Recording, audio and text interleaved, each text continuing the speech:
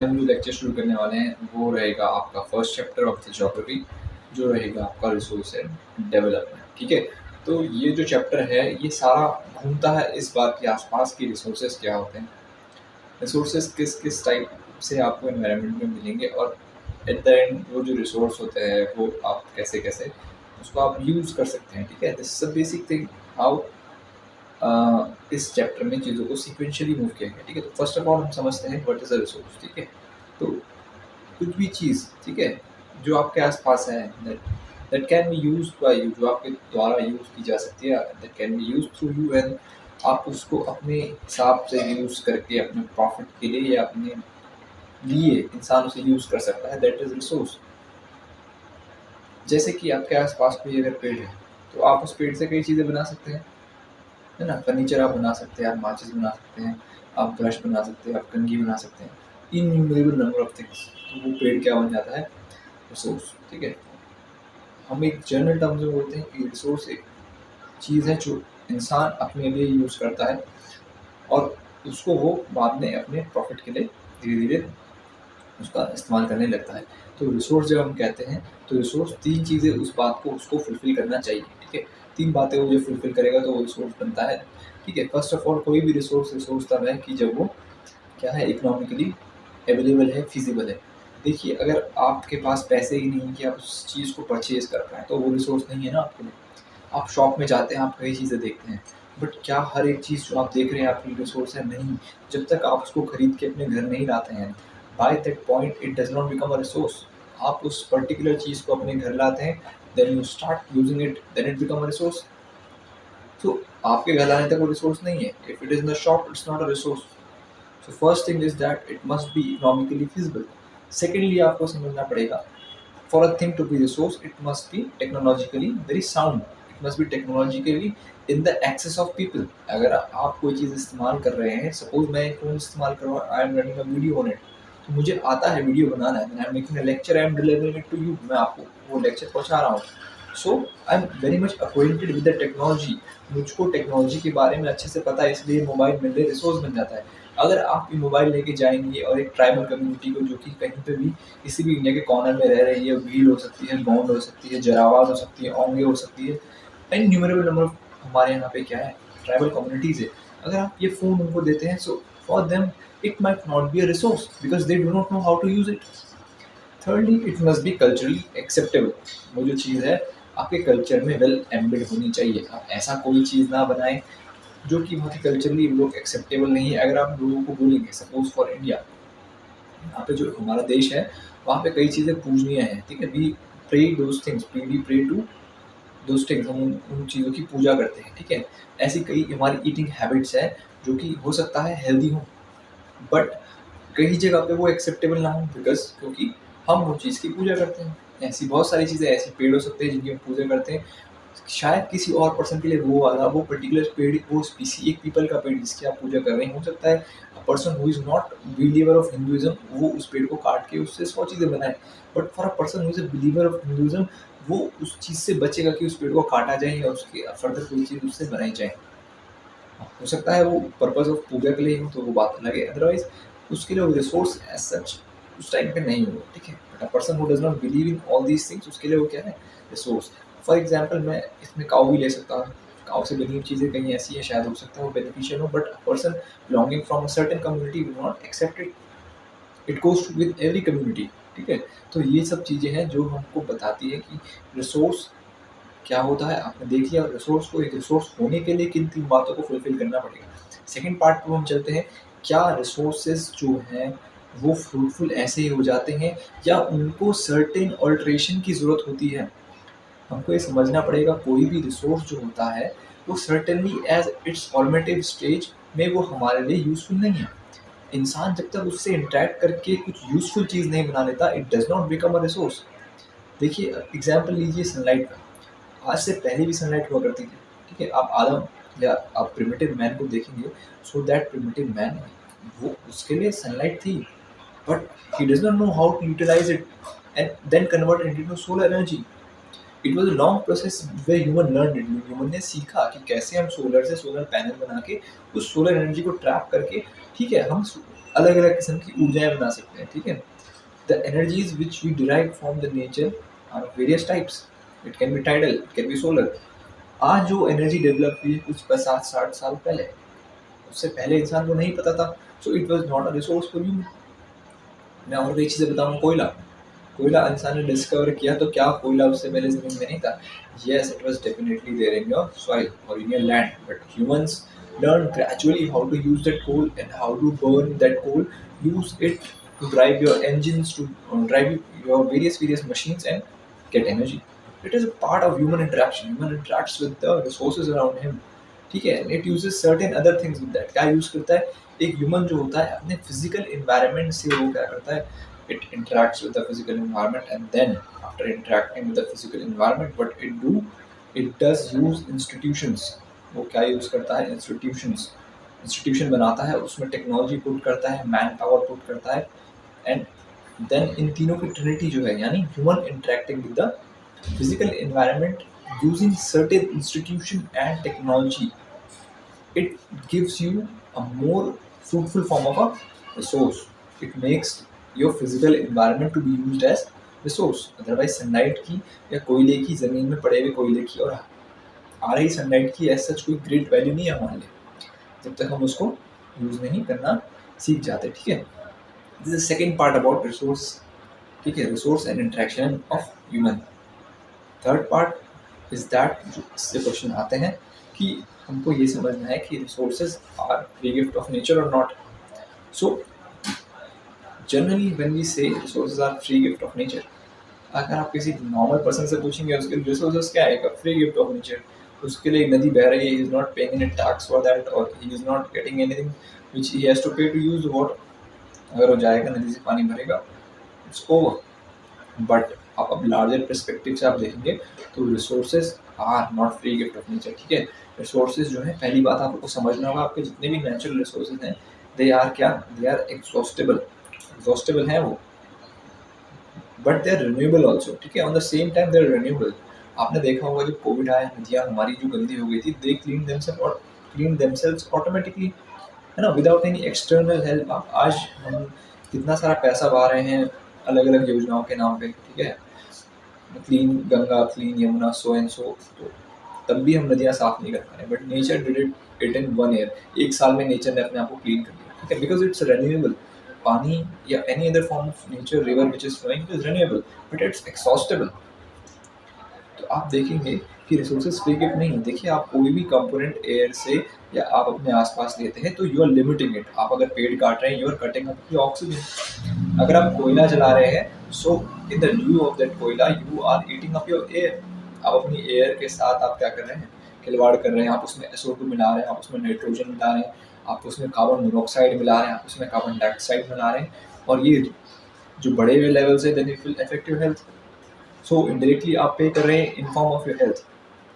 आप कपड़े बना रहे हैं, आप अलग अलग इंडस्ट्रियल प्रोडक्ट्स बना रहे हैं, उसके लिए आप अपनी नदियाँ गंदी कर रहे हैं, ठीक है। The hidden cost is your river और your water which is being utilised by you. So resources are not free gift of nature. Every resource comes with a repercussion.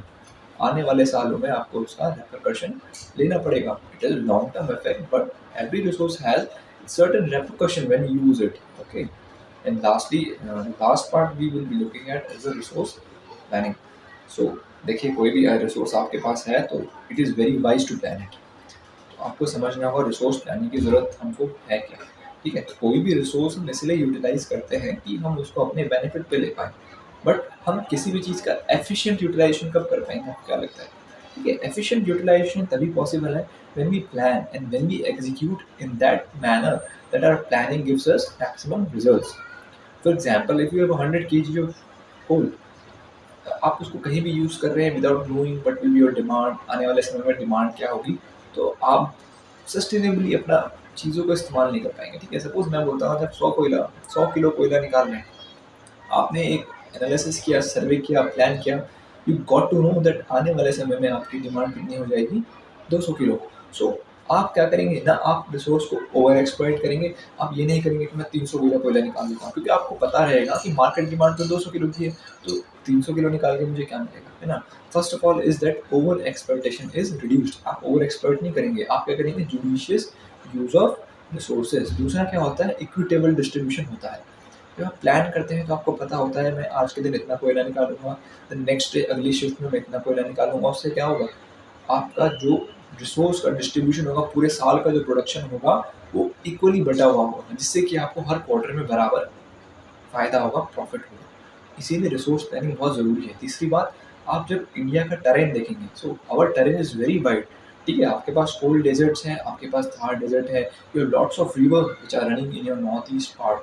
ठीक है, all these terrains are very very different. ठीक है, if these terrains are very very different, you can see that आप देखेंगे कि हर एक terrain की अपनी एक रिक्वायरमेंट है, और उस रिक्वायरमेंट को पूरा करने के लिए आपको प्लान करना ज़रूरी है। जैसे आप नॉर्थ ईस्ट, आप अपना आपका जो वेस्टर्न पोर्शन है, Jammu Kashmir, Ladakh, Himachal, Uttarakhand, the energy investment is different. यहाँ पे ज़्यादा जो इन्वेस्टमेंट है वो ग्रीन एनर्जी में, हाइडल पावर में या जियोथर्मल पावर में इन्वेस्टमेंट ज़्यादा है। आप देखेंगे छत्तीसगढ़ जैसे स्टेट्स को, जहाँ पे माइंस बहुत बड़ी बड़ी ऑपरेट होती है, कोयला, आयरन जैसी माइंस है, वहाँ पे the amount of the investment in these sector is very huge. आप देखेंगे कुछ एरियाज लाइक गुजरात और असम के, जहाँ पे आपको ऑयल मिलता है, so the investment in the refinery sector is very huge. ठीक है, और ये इन्वेस्टमेंट जो होता है उसको गवर्न कौन करता है, the type of the resource which is available to that particular part. तो हमको ये देखना पड़ेगा कि रिसोर्स प्लानिंग हमें कितना वाइडली हेल्प कर रहा है। अगर प्लानिंग नहीं करेंगे, हाउ विल इन्वेस्ट। ठीक है, क्योंकि हर जगह का जो रिसोर्स डिस्ट्रीब्यूशन है, it is totally different from other place. और लास्टली एक पॉइंट आपको देखना होगा, तो सोशल स्टार्ट ऑफ पीपल। आप जितना पैसा कहीं पे लगा रहे हैं, the government is putting some input, so that input depends upon the people. The kind of input which the people in the Bangalore are utilizing is very much different from the input that the people from the hilly district of Uttarakhand or Himachal is utilizing. उसके लिए जो technology है, उसके लिए जो input है, उसके लिए जो यूज ऑफ रिसोर्स है, इट्स कम्प्लीटली डिफरेंट। ठीक है, water system is there, it's completely different. The hilly areas people are more dependent on the traditional water storage systems. अब बैंगलोर जाएंगे, they are more dependent on Bisleri और packaged water.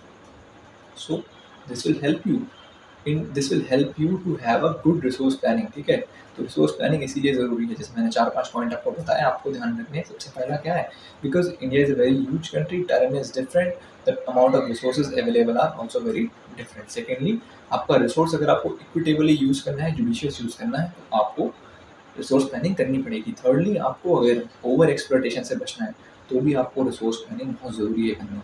और lastly, क्योंकि देश का social startup बहुत अलग अलग है, इसीलिए भी आपको रिसोर्स प्लानिंग की बहुत ज़्यादा ज़रूरत है। ठीक है, और रिसोर्स प्लानिंग जब हम बात करते हैं, कुछ सर्टेन स्टेप्स होते हैं किसी भी प्लानिंग में। ठीक है, आप जब प्लान करते हैं, there are certain steps you put into plan. You do not just go and start working randomly. पहले आप क्या करते हैं, पहले आप एक स्ट्रैटेजी बनाते हैं, आप कंटेंट ढूंढते हैं, आपको अच्छा कंटेंट कहाँ मिलेगा, आपको नोट्स बनाने होते हैं, आपको उसको रिवाइज करना होता है, आपको वीकली टेस्ट लेने होते हैं, तब जाके आप you put yourself in exam day. तो वैसे ही किसी रिसोर्स को प्लान करने में आपको कई स्टेप लगते हैं। सबसे पहले आपको क्या होता है, किसी रिसोर्स का पता करना होता है कि रिसोर्स कहाँ पे है। ठीक है, हम इसको जनरल भाषा में क्या बोल सकते हैं, identification of resource. Identification of resource, उसके अंदर काफ़ी सारी चीज़ें फिर आती है। आइडेंटिफिकेशन ऑफ रिसोर्स जब एक बार हो जाता है, ठीक है, तो कोई भी प्राइवेट या गवर्नमेंट सेक्टर क्या करता है, रिसोर्स को आइडेंटिफाई करने के बाद देखता है, और उसको देखने के लिए कई तरीके यूज़ होते हैं। जैसे आप आइडेंटिफिकेशन ऑफ रिसोर्स में क्या क्या बातें आएंगी, पहले आप सर्वे करेंगे, फिर आप प्लान करेंगे, और लास्ट में जब सर्वे और प्लानिंग कर लेंगे, तो आप उसको मैप करेंगे, ताकि आप देख पाएँ, देश में लोग देख पाएँ कि कहाँ किस जगह कौन सा रिसोर्स आपको मिल रहा है। एक बार आपका आइडेंटिफिकेशन पूरा होता है, तो आप सेकंड स्टेप पे जाते हैं, जहाँ पे आप क्या करते हैं, क्वालिटेटिव और quantitative estimation of a resource आप करते हैं। आप देखते हैं कि रिसोर्स किस क्वालिटी का है, क्या ये रिसोर्स एक्सपोर्ट क्वालिटी का है। अगर रिसोर्स एक्सपोर्ट क्वालिटी का है, तो it is more beneficial to a country कि वो एक्सपोर्ट क्वालिटी का रिसोर्स। आप देखेंगे कि अच्छा रिसोर्स एक्सपोर्ट क्वालिटी का नहीं है, तो आप उसको अपने घर में, अपने देश में किस प्रकार आप उसका इस्तेमाल कर सकते हैं। ठीक है, it is called qualitative, quality को एक्सेस करना। और दूसरा एक्सपेक्ट इसमें आता है कि क्वांटिटेटिव असेसमेंट। क्वांटिटेटिव असेसमेंट में आप कुछ नहीं करते हैं, आप क्वांटिटी देखते हैं। क्योंकि देखिए, इन द एंड माइनिंग अगर हो रही है, रिसोर्स अगर निकाला जा रहा है, तो अगर वो वायबल होगा in terms of quality and quantity, तभी आप उसमें फर्दर ऑपरेशन करेंगे, क्योंकि आपको प्रॉफिट तो अर्न करना ही है ना। Motive of getting a resource is to earn profit, is to generate something out of that. If that is not fulfilled, no company whether it be a private organisation or a public organisation, चाहे company सरकारी हो चाहे public हो, वो उसमें हाथ नहीं डालेगी, ठीक है। थर्डली आप क्या करते हैं, आपने देख लिया क्वालिटी कैसी है, क्वांटिटी कैसी है, आप क्या करते हैं, आप उसको निकालने के लिए एक इंस्टीट्यूशन बनाते हैं, आपके पास जो टेक्नोलॉजी है उसको मैच्योर करते हैं और डेवलप करते हैं, इंपोर्ट करते हैं, जो भी आपके पास at that point of time best option available हो। जैसे मैं बात करता हूँ, इंडिया है, सो इंडिया को सपोज कहीं पे टनल बनानी है, is a part of resource development only. तो इंडिया क्या करेगा, पहले उसका सर्वे करेगा किस किस्म के रॉक्स वहाँ पे मिलते हैं, वहाँ की जियोलॉजी कैसी है, फिर वो क्या करेगा, बोरिंग करनी है ना, तो वो बोरिंग के लिए मशीन चाहिए, लेबर्स चाहिए। सो अगर उसके पास लेबर्स हैं वगैरह हैं तो it will get this from the local.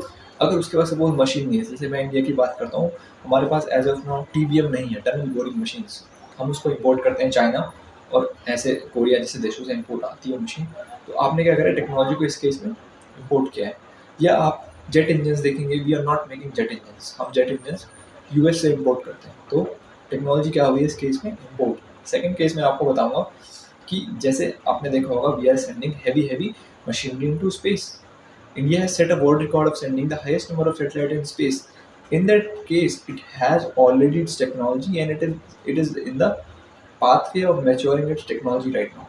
तो इस केस में क्या हुआ, आपकी टेक्नोलॉजी मैच्योर हो रही है, आपके पास टेक्नोलॉजी थी, आप उसको रिलेटिवली चीपर रेट्स पे दुनिया को अवेलेबल करवा रहे हैं। तो थर्ड पॉइंट आपका क्या हो गया, थर्ड पॉइंट आपका हो गया था क्या कि आप उसको टेक्नोलॉजी को मैच्योर करेंगे, एक इंस्टीट्यूशन सेटअप करेंगे, या आप टेक्नोलॉजी एक्सपोर्ट करेंगे, which ever is the best option eight that point of time. Lastly आप क्या करेंगे, you will integrate with the local development with the regional development. जैसे किसी स्टेट में मिलने वाला रिसोर्स आप उसको देश में की तरफ डाइवर्ट करेंगे कि सिर्फ वो रिसोर्स, उस रिसोर्स को वो स्टेट ही नहीं, कोई भी X Y Z state, other state use कर पाएँ। जैसे डैम्स बनते हैं, सपोज टीरी डैम है, तो टीरी डैम बना था when Uttarakhand was part of UP. तो उसकी बिजली आज भी कुछ बिजली यूपी के कुछ शहरों को जाती है, कुछ हरियाणा में जाती है, ठीक है, और उत्तराखंड तो यूज़ करता ही है उसकी बिजली। तो देखिए, अब डैम भले उत्तराखंड में, तो ऐसा तो नहीं है कि उसकी बिजली सिर्फ उत्तराखंड यूज़ कर रहा है। The electricity generated here is diverted to other parts of the country also. Similarly Indira Gandhi canal सबने सुना होगा, ठीक है, उसका हेड जो है, सतलज का हेड है वो, तो वो पंजाब में कहीं पे है और वो राजस्थान तक जाती है। तो पंजाब से राजस्थान जाने तक जो भी स्टेट्स उसके बीच में आते हैं, गाँव उसके बीच में आते हैं, they all are getting water. भले वो रिसोर्स एज अ सच आप देखेंगे तो it is resource of Punjab, the river is flowing in Punjab, but it is not that that river is only giving water to Punjab. It has been linked with the national development. Similarly, the highways. There are state highways, and those state highways connect the small cities. Economic center किसी भी state में जो होते हैं छोटे छोटे, हो सकता है जैसे हमारे इकोनॉमिक सेंटर क्या है, Haridwar, Roorkee, Dehradun. So they are further connected to a larger economic power houses like Mumbai, Delhi, etcetera etcetera. So इस तरीके से हम क्या करते हैं, स्टेट में होने वाले डेवलपमेंट को हम देश में होने वाले डेवलपमेंट के साथ अलाइन करते हैं और एक ओवरऑल हम बड़ी स्ट्रैटेजी बनाते हैं, ठीक है। तो ये सारा आपका अभी तक पार्ट था। हमने 3 सब टॉपिक इसमें पढ़े, ठीक है। सबसे पहले हमने क्या पढ़ा, व्हाट इज रिसोर्स, फिर हमने पढ़ा types of what are resources, और किसी रिसोर्स को रिसोर्स हम कब कहेंगे, ठीक है। Resources as a free gift of nature, resources as a function of human interaction, और लास्टली हमने क्या देखा कि रिसोर्स को प्लान करना क्यों ज़रूरी है और रिसोर्स प्लानिंग में क्या क्या स्टेप होते हैं। तो बच्चों, आज के लिए मैं इस शॉर्ट लेक्चर को यहीं पे ख़त्म करूँगा, और this is the first part of resource which is listed in your book of NCERT class 1, resource and development. यहाँ पे हमने रिसोर्स की बात कर ली है धीरे धीरे, अब हम लैंड पे बढ़ेंगे, और आगे भी आपको ऐसे ही अच्छे और इंटरेक्टिव लेक्चर्स मेरे साथ देखने के लिए मिलेंगे। मैं चाहूँगा आपको जैसा ये लेक्चर लगता है, आप फील फ्री हैं और आप ज़रूर बताएं कि आपको ये लेक्चर कैसा लगा, और कमेंट करके अपने जो आपके मान लिए जो मेरे लिए आपके जो भी आपको लगता है कि इम्प्रूवमेंट हो सकता है, वो ज़रूर आप शेयर करें। थैंक यू वेरी मच बच्चों। और